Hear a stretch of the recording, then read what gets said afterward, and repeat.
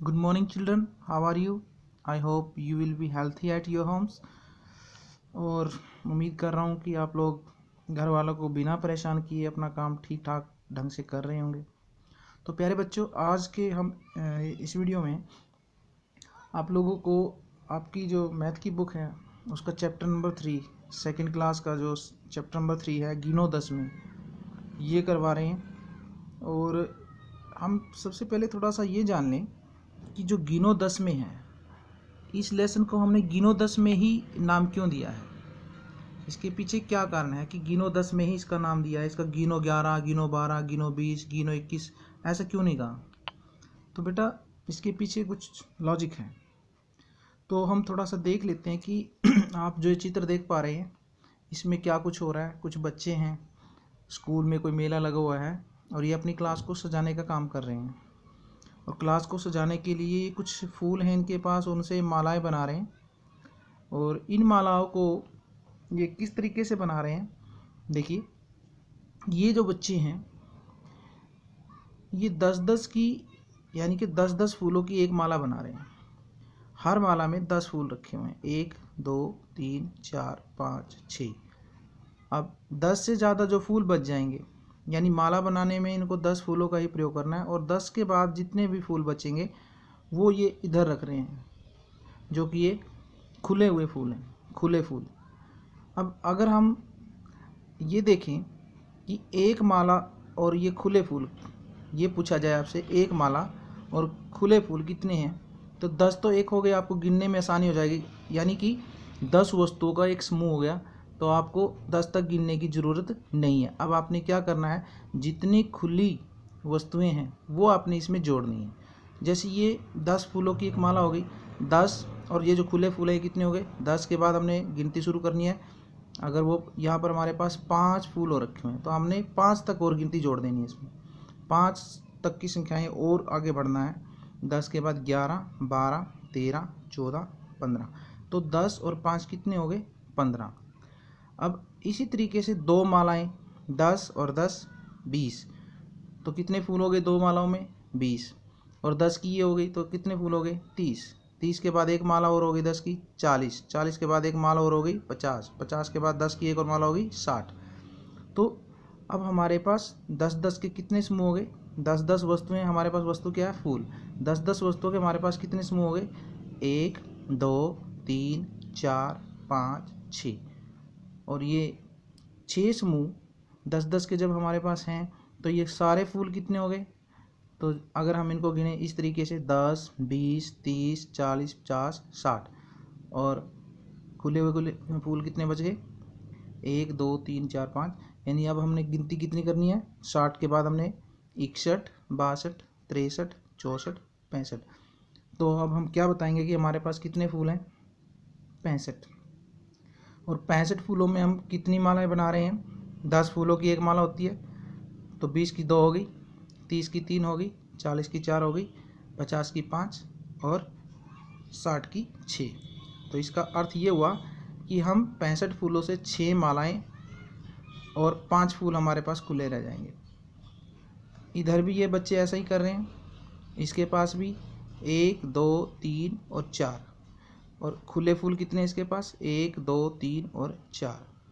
अब आपने क्या करना है, जितने इसके पास फूल हैं, खुले फूल हैं, वो आपने यहाँ लिखने हैं। और इसके पास मालाएं कितनी हैं आप देख रहे हो, 1 2 3 4, तो मालाएं कितनी हैं इसके पास, 4। खुले फूल कितने इसके पास, वो भी 4। तो अब एक माला में कितने फूल हैं, 10। दूसरी में फिर मिलाएंगे तो कितने होंगे, 20 30 40, और 4 खुले फूल 41 42 43 44। तो कुल फूल कितने हो गए, 44। तो यहाँ पर आपने क्या लिखना है, 44 फूल। यहाँ पर आपने कितनी मालाएं इस बच्ची के पास हैं ये लिखना है। और दोनों को मिला करके, मालाओं के फूल और खुले फूल दोनों को मिला करके यहाँ पे आपने लिखना है कुल फूल कितने हुए। इसी तरीके से ये बच्ची जो फूलों से माला बना रही है, इसमें भी आपने इसी तरीके से कितनी मालाएं इसने बनाई यहाँ लिखना है। खुले हुए फूल कितने हैं यहाँ लिखना है। और खुले फूल और जो माला में प्रयोग किए हुए हैं फूल, वो सारे मिला करके जितने भी ये फूल हैं इनके पास माला में हैं या खुले हैं, इनको अपने कुल फूल में यहाँ लिखना है जोड़ करके। तो ये आपके लिए आज की एक्टिविटी रहेगी। ये आपका लेसन नंबर 10 है। इसमें आप इस तरीके से कर सकते हैं जो इस चित्र पे एक्टिविटी दी हुई है। इसी बेस पर हमने एक और एक्टिविटी बनाई है, आप इसको भी अपने घर से करेंगे। देखिए हमारे पास 4 बच्चे हैं, ए, बी, सी और डी। अब इनके पास कुछ कार्ड्स हैं और इनके कार्ड्स में कुछ डॉट्स यानी बिंदी लगी हुई हैं। कुछ ब्लैक कलर में डॉट्स हैं और कुछ रेड कलर में हैं। जो रेड कलर में वो छोटे साइज़ की हैं और जो ब्लैक कलर में है वो बड़े साइज़ में है। तो हम ये मान लेते हैं कि एक बड़े साइज़ की ब्लैक कलर की जो बिंदी है वो 10 बिंदियों के बराबर है। कितने बिंदियों के बराबर है? 10 के बराबर। और जो हमारी ये रेड डॉट यानी लाल बिंदी है, ये एक बिंदी 1 के ही बराबर है। तो अब आप देखेंगे कि ए के पास जो कार्ड है उसमें दो बड़ी ब्लैक कलर की जो डॉट्स हैं, जो काली बिंदी हैं वो 2 हैं। बी के पास काली बिंदियों की संख्या है 3, सी के पास भी काली बिंदियों की संख्या है 3 और डी के पास भी काली बिंदियों की संख्या इन सब से ज़्यादा है, 1, 2, 3 और 4। अब आप लोगों को इन चित्रों को देख करके जो 4 बच्चे हैं इनके पास जो कार्ड हैं और इनमें जो डॉट्स हैं, जो ब्लैक कलर की हैं या रेड कलर की हैं, उनको आपने ऑब्ज़र्व करना है। ऑब्ज़र्व करने के बाद आपने नीचे लिखे प्रश्नों के उत्तर देने हैं। यहाँ पर आप उत्तर लिखेंगे इनके, यहाँ पर। अब हमारे पास प्रश्न क्या है? हमारे पास प्रश्न ये है कि किसके पास सबसे ज़्यादा बिंदी हैं। पहला प्रश्न क्या है? किसके पास सबसे ज़्यादा बिंदी हैं। तो आप सभी को देखो एक बार, ए के पास देखो, बी के पास देखो, सी के पास देखो, डी के पास देखो। गिनते समय ध्यान क्या रखना है? गिनते समय ये ध्यान रखना है कि काली बिंदी जो है, ब्लैक डॉट जो है, वो एक डॉट कितने के बराबर है? 10 के बराबर। अगर किसी के पास 2 डॉट हैं तो उसके पास कितने होंगे? 20। किसी के पास 3 डॉट हैं तो उसके पास कितने हैं? 30। और किसी के पास 4 है तो उसके पास कितने होने चाहिए? 40।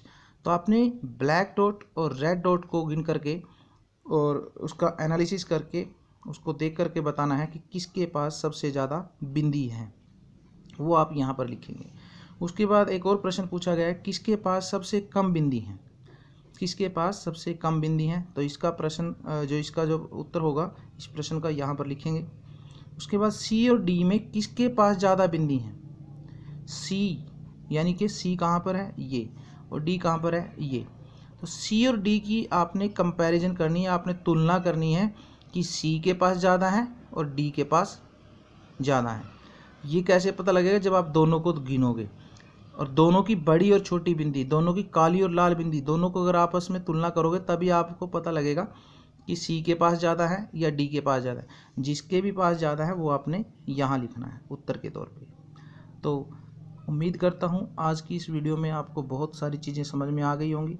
फिर भी कुछ चीज़ें रह जाती हैं तो हम दोबारा फिर आपको रिपीट करवाएंगे और उम्मीद करता हूँ इस प्रश्न को आप बहुत अच्छे से करेंगे। आज के लिए इतना ही काफ़ी। अगले वीडियो के लिए हमारे साथ बने रहिए। धन्यवाद।